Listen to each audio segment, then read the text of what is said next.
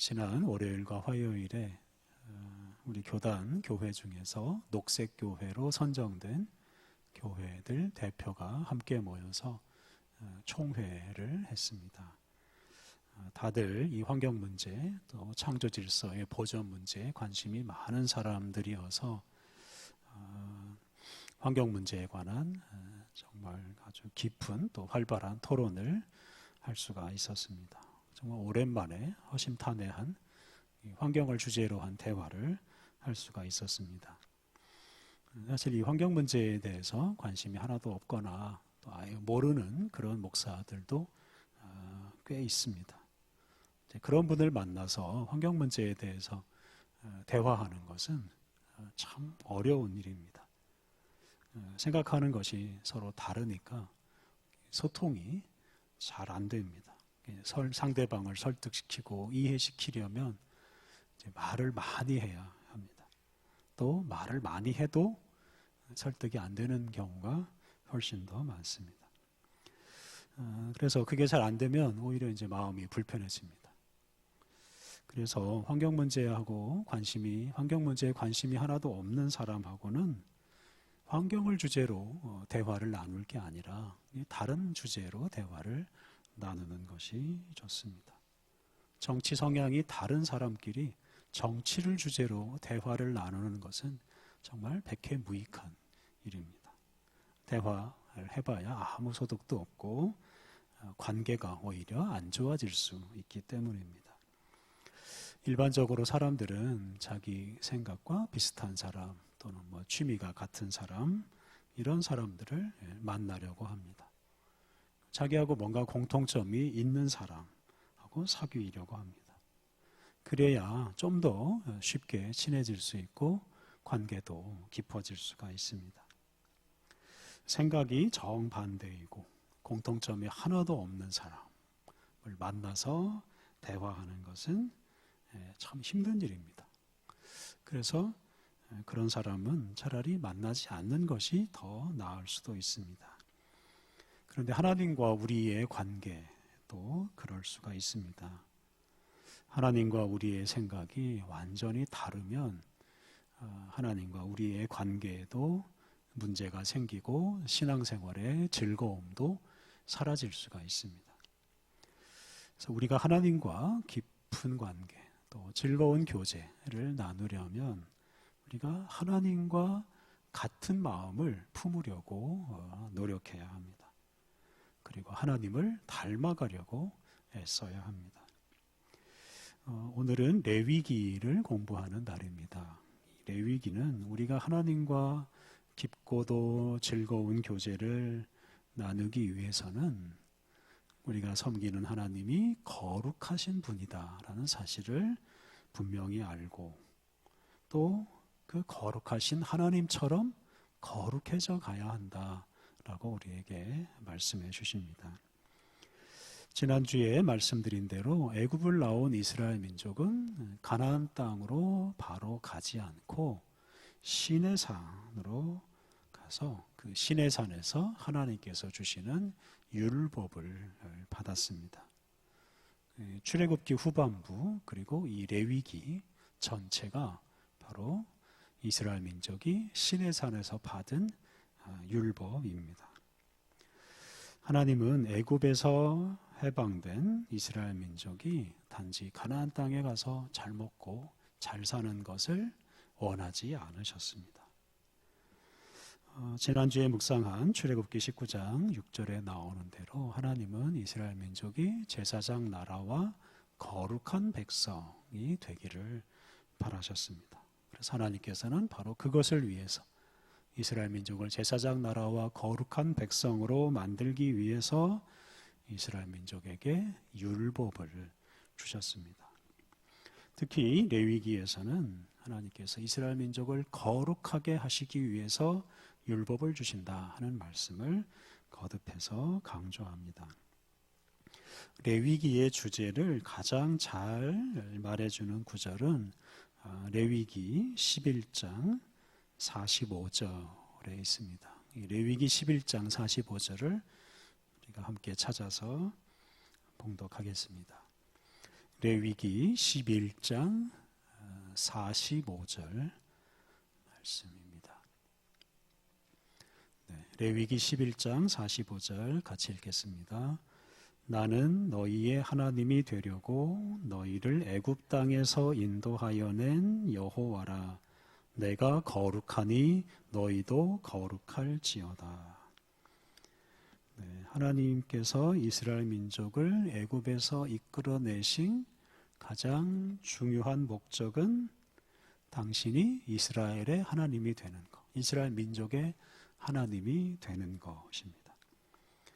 애굽에서 이스라엘 민족은 애굽 사람의 노예, 애굽 사람의 소유물과 같은 존재였습니다. 그래서 애굽 사람의 욕심을 채워주는 그런 수단으로 전락했습니다. 그래서 이스라엘 민족은 애굽 사람들에게 물건 취급당하는 애굽 사람의 소유물에 불과했습니다. 그런데 하나님께서는 이스라엘 민족이 더 이상 그런 애굽 사람의 소유물 취급받는 존재가 되게 하지 않으시고 당신과 관계를 맺는 당신의 사람들이 되게 하십니다.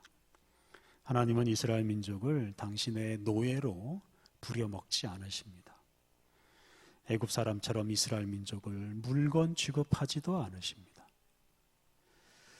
하나님은 이스라엘 민족이 당신과 동등한 존재가 되기를 바라셨습니다. 하나님은 이스라엘 민족에 내가 거룩하니 너희도 거룩할지어다 이렇게 말씀하셨습니다. 내가 거룩한 것처럼 너희도 거룩한 그런 똑같은 존재가 되라 라고 말씀하셨습니다. 하나님은 이스라엘 민족이 당신처럼 거룩한 존재가 되어서 당신과 동등한 존재가 되어서 당신과 대화하고 소통하는 존재가 되기를 바라셨습니다. 이것이 바로 하나님이 이스라엘의 하나님이 되신다라는 구절의 의미입니다. 하나님은 이스라엘 민족을 사랑하셔서 그들을 당신처럼 거룩한 존재로 만드시고 당신과 그들이 사랑을 나누고 대화하는 그런 관계를 맺게 하셨습니다. 그래서 하나님께서 바로 이것 때문에 이스라엘 민족을 당신과 똑같은 그런 거룩한 존재로 만들기 위해서 이 율법을 주십니다. 레위기는 이제 두 부분으로 나뉩니다.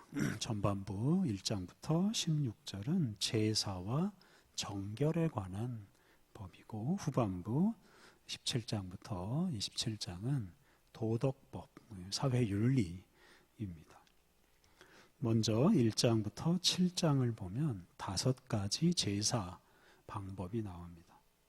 번제, 소제, 화목제, 속죄제, 속건제.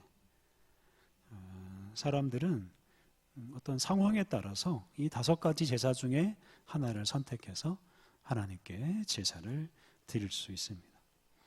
제사라는 건 다른 말로 예배입니다. 이 제사 또는 이 예배는 하나님을 높이고 찬양하는 행위일 뿐만 아니라 더 중요한 것은 하나님을 만나는 행위입니다. 레위기에서는 이 성막이라는 말 대신에 회막이라는 말을 사용합니다. 성막, 하나님의 그 언약궤를 모셔놓은 예배당 같은 시설인데 이 성막을 회막이라고 불렀는데 이 회막이라는 단어의 뜻은 만남의 장막, 만남의 집 이런 뜻입니다. 그래서 하나님과 하나님의 백성이 함께 모이는 장소가 바로 이 회막입니다. 그래서 이 회막은 하나님께 제사 드리러 온 사람이 하나님을 만나는 곳입니다. 번제나 소제나 화목제는 기본적으로 자원해서 드리는, 그러니까 자기가 드리고 싶을 때 드리는 제사입니다. 하나님께 감사할 일이 있거나 또 하나님 앞에서 약속하거나 맹세할 일이 있을 때 이 번제나 소제를 드립니다. 다시 말하면 번제나 소제를 드리면서 하나님을 만나서 하나님께 감사하거나 또는 하나님 앞에서 어떤 일을 하겠다고 약속하거나 다짐을 합니다. 화목제는 잔치 제사라고도 부릅니다. 축하할 일이 있을 때 집에서 가족이나 이웃들끼리 모여서 함께 잔치를 하는 것이 아니라 사람들이 다 함께 성소로 와서 거기에서 화목제를 드리면서 잔치를 벌입니다. 다시 말하면 이 화목제는 동네 사람들이 다 함께 또는 가족들이 다 함께 하나님 앞에 나와서 하나님 앞에서 기뻐하고 축하하는 제사입니다. 이렇게 제사들이 다 하나님을 만나는 행위다라는 뜻입니다. 속죄제와 속건제는 이건 반드시 드려야 되는, 의무적으로 드려야 되는 제사입니다. 속죄제는 개인이나 또는 공동체 전체가 어떤 죄를 저질렀을 때 그 죄를 지은 사람이 속한 공동체, 또 성막, 이것을 깨끗하게 하기 위한 정화제사, 깨끗하게 하는 제사입니다. 속건제는 이제 하나님이나 이웃에게 손해를 끼쳤을 때 드리는 배상제사라고 부릅니다. 어떤 잘못을 했을 때는 이렇게 속죄제나 속건제를 드리면서 하나님 앞에 나와서 하나님의 용서를 구하고 하나님이나 이웃에게 손해 입힌 것을 갚는 그런 행위라고 할 수 있습니다. 이렇게 5가지 제사는 인생의 어떤 다양한 상황에서 하나님 앞에 나아가서 하나님을 예배하면서 하나님을 만나는 행위입니다. 그리고 그렇게 하나님을 만나는 사람이 거룩하신 하나님을 닮아갈 수가 있습니다. 하나님을 만남으로 하나님과 교제하고 대화하고 자연스럽게 하나님을 닮아가는 것입니다. 이것이 바로 이 제사의 궁극적인 목적입니다. 이러한 제사 외에도 이제 매일 드리는 제사, 매주 드리는 제사, 매달 드리는 제사, 그리고 매월 드리는 제사, 그리고 여러 절기에 드리는 제사도 있습니다. 레위기 23장, 24장을 보면 이제 매일 드리는 상번제, 매주 안식일에 드리는 제사, 매달 드리는 초하루, 매달 초하루에 드리는 제사, 그리고 유월절, 맥추절, 초막절, 이 3대 절기에 드리는 제사, 그리고 나팔절과 대속죄일에 드리는 제사, 이런 여러 제사가 나옵니다. 이런 제사는 때를 따라서 정기적으로 드리는 제사입니다. 이런 때에 맞추어서 정기적으로 드리는 제사를 통해서 하나님을 만날 수 있고 하나님을 닮아갈 수가 있습니다. 그래서 오늘날 우리들이 하나님을 만나고 하나님을 닮아가기 위해서는 이렇게 정기적으로 하나님 앞에 나와서 기도하고 예배하며 살아야 합니다. 여러분의 가정에서 또는 예배당에서 하나님께 기도하고 예배하면서 살 때 우리가 하나님을 만나고 하나님을 닮아서 거룩한 사람으로 성장해 갈 수가 있습니다. 이제 레위기 11장부터 15장은 이 정결에 관한 규정입니다. 11장을 보면 음식에 대해서 말하는데 정결한 음식이 있고 부정한 음식이 있습니다. 그래서 정결한 음식만 먹어야 하고 부정한 음식을 먹으면 그 음식을 먹은 사람이 부정해집니다. 그리고 부정해진 사람은 성소에 나가서 예배를 드릴 수가 없습니다. 그래서 이 음식을 잘 분별해서 먹고 마셔야 된다라고 말합니다. 오늘날 우리들은 이 규정과 관계없이 아무 것이나 다 먹을 수 있다라고도 말합니다. 하지만 그렇다고 해서 우리가 무엇이든지 다 먹을 수 있는 것은 아닙니다. 예를 들면 마약 같은 것을 우리가 함부로 먹어서는 안 됩니다. 몸을 망가뜨리는 해로운 음식들이 많지 않습니까? 몸을 더럽히는 음식도 많습니다. 이런 음식들을 우리가 피해야 합니다. 요즘에는 이제 자연 환경을 파괴하는 음식들이 있습니다.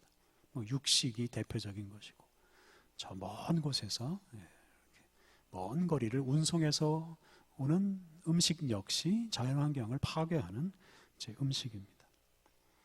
그러니까 우리가 어떤 음식을 먹을 때 깊이 생각하고 이 음식이 우리 자신이나 우리 공동체나 또는 이 세상을 정말 살리고 또 깨끗하게 하는 음식인가, 이것을 잘 생각하면서 먹어야 합니다.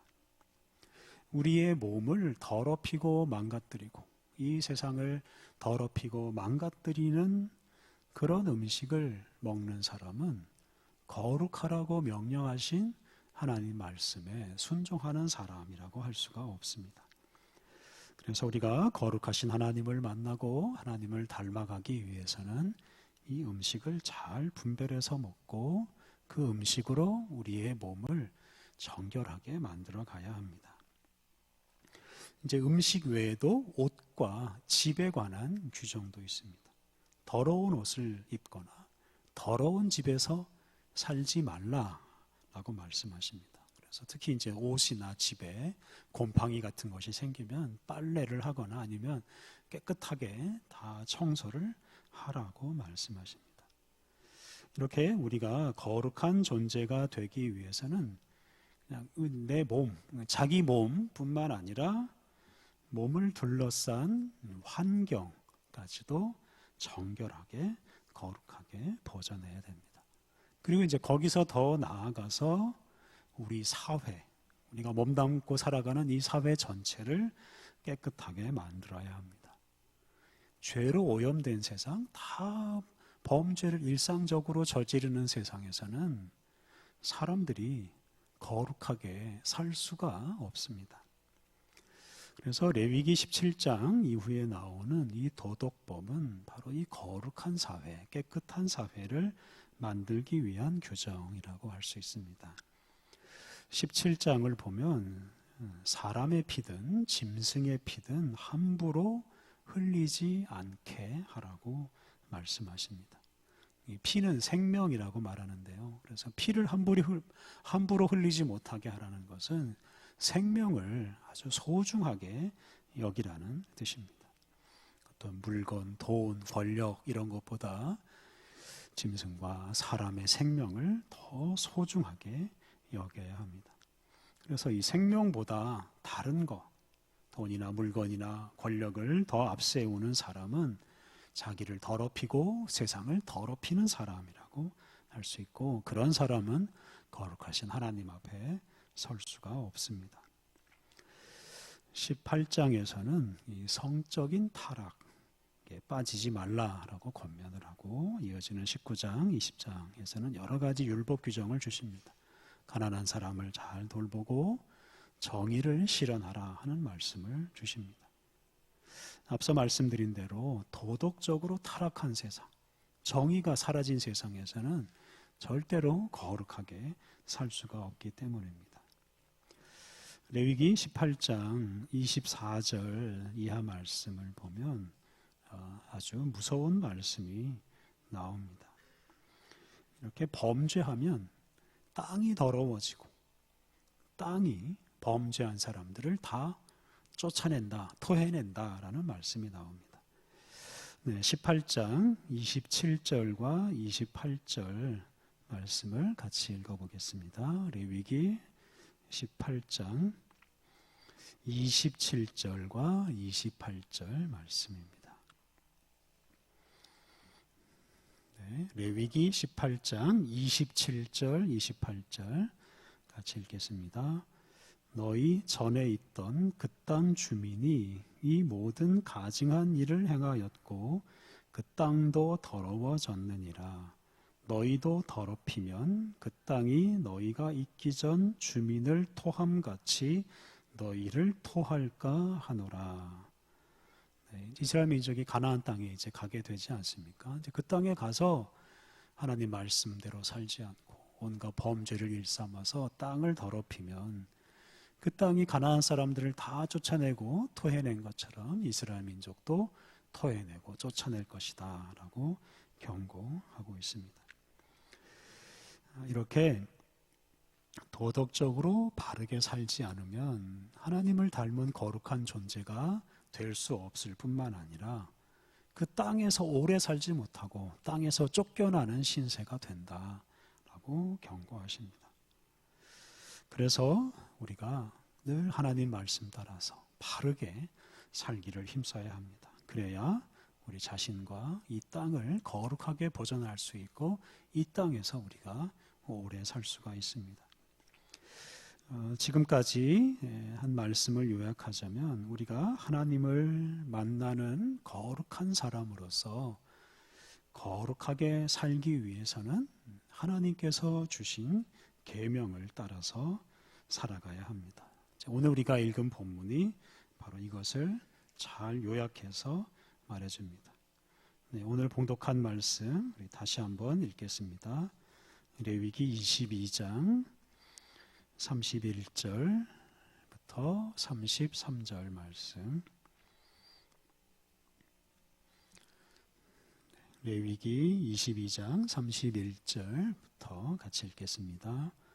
너희는 내 계명을 지키며 행하라. 나는 여호와이니라. 너희는 내 성호를 속되게 하지 말라. 나는 이스라엘 자손 중에서 거룩하게 함을 받을 것이니라. 나는 너희를 거룩하게 하는 여호와여 너희의 하나님이 되려고 너희를 애굽 땅에서 인도하여 낸 자니 나는 여호와이니라. 네, 하나님은 우리의 하나님이 되시려고 우리를 구원하셨습니다. 우리를 구원하신 하나님은 거룩하신 하나님이십니다. 그래서 우리가 하나님의 백성으로 살기 위해서는 거룩하신 하나님처럼 거룩하게 살아야 하는데 특히 하나님께서 주신 이 말씀을 따라서 계명을 따라서 살아가야 합니다. 이제 레위기 뒷부분 보면 하나님께서 주신 이 도덕법 중에 특별한 것이 있습니다. 그것은 바로 이 땅에 관한 규정입니다. 레위기 25장을 보면 이제 7년 주기로 1년 동안 땅을 쉬게 하는 안식년 규정이 있습니다. 그리고 이제 50년을 주기로 해서 1년간 땅을 쉬게 할 뿐만 아니라 모든 사람과 재산을 본래 위치로 다 회복시키는 희년에 관한 규정이 있습니다. 특히 이 희년에는 다른 사람에게 빚을 져서 땅을 빼앗기거나 또는 자기의 몸을, 자기의 자유를 빼앗겨서 노예가 된 사람들이 땅과 자유를 되찾을 수가 있습니다. 그래서 희년이 되면 본래 자기가 살던 땅으로 다 돌아가게 됩니다. 그래서 빚도 다 사라지고 처음에 조상으로부터 물려받은 그 땅에서 새로 출발할 수 있었습니다. 당시나 지금이나 땅은 정말 사람에게 없어서는 안 되는 정말 소중한 것입니다. 특히 이 당시에는 땅이 없는 사람은 다른 사람의 노예가 되어서 살 수밖에 없었습니다. 그러니까 자유를 빼앗기고 다른 사람에게 얽매여서 살아가는 사람들이 있었는데 바로 이것 때문에 이 희년이라는 규정을 통해서 땅과 자유를 빼앗긴 사람들에게 땅과 자유를 되찾게 해 주었습니다. 여러분, 자유가 없는 사람은 하나님께 마음껏 제사를 드릴 수가 없고 하나님이 주시는 계명을 마음껏 지킬 수도 없습니다. 자유가 있어야 하나님께서 주신 말씀을 따라서 살아갈 수가 있습니다. 그래서 하나님께서는 바로 이런 토지에 관한 율법을 주셔서 모든 사람이 자유를 잃지 않는 그런 사회를 만들어 가게 하시고 그렇게 자유로운 세상에서 사람들이 다 자유롭게 거룩한 생활을 하게 하셨습니다. 이렇게 모든 사람이 거룩하신 하나님을 만나고 닮아갈 수 있도록 우리는 정말 도덕적인 세상, 바른 세상을 만들어 가야 하고 우리 사회와 이 땅을 깨끗하게 보존해야 하고 특히 모든 사람이 정말 인간으로서 누려야 할 그런 기본권을 다 누릴 수 있는 그런 세상을 만들어 가야 합니다. 하나님께서는 예수님을 통해 우리를 거듭나게 하시고 거룩하게 하셔서 하나님의 자녀로서 하나님과 사랑의 관계를 맺고 살아가게 하셨습니다. 우리가 이 귀한 은혜를 잘 받아서 누려야 하겠습니다. 우리가 이 은혜를 받아서 하나님께 예배하고 하나님의 말씀에 순종해서 그래서 하나님을 만나고 또 거룩하신 하나님을 닮아가야 하겠습니다. 더 나아가서 이 세상 모든 사람들이 거룩하신 하나님을 만나고 거룩하신 하나님을 닮아갈 수 있도록 더 거룩하고 아름다운 세상, 특별히 모든 사람들이 자유를 누리며 살아가는 그런 아름다운 세상을 만들어 가야 하겠습니다. 우리에게 거룩하라라고 명령하신 우리 하나님, 우리가 잊지 않아야 하겠습니다. 거룩하신 하나님의 백성으로서 날마다 거룩함을 추구하고 그래서 날마다 거룩하신 하나님을 만나고 거룩한 하나님의 백성답게 살아가시기를 바랍니다. 함께 기도하겠습니다. 거룩하신 하나님, 죄로 오염된 우리를 예수 그리스도의 은혜로 거룩하게 하셔서 거룩하신 주님을 예배하고 거룩하신 주님의 말씀을 따라 사는 사람이 되게 하시니 감사합니다. 우리가 이 은혜에 날마다 감사하며 거룩한 사람으로서 주님을 만나며 살게 하옵소서. 하나님, 우리가 오직 주님을 예배하고 주님의 말씀에 순종함으로 우리 자신을 거룩하게 보존하고 또한 거룩하신 하나님을 향해 성장해 가게 하옵소서. 하나님, 거룩하신 주님의 말씀이 이 세상 모든 것과 모든 영역에 실현되어서 모든 사람들이 거룩하신 주님의 백성으로서 마음껏 주님을 만나며 살게 하옵소서. 이 땅이 오직 주님만 찬양하는 세상이 되게 하여 주옵소서. 예수님의 이름으로 기도드립니다. 아멘.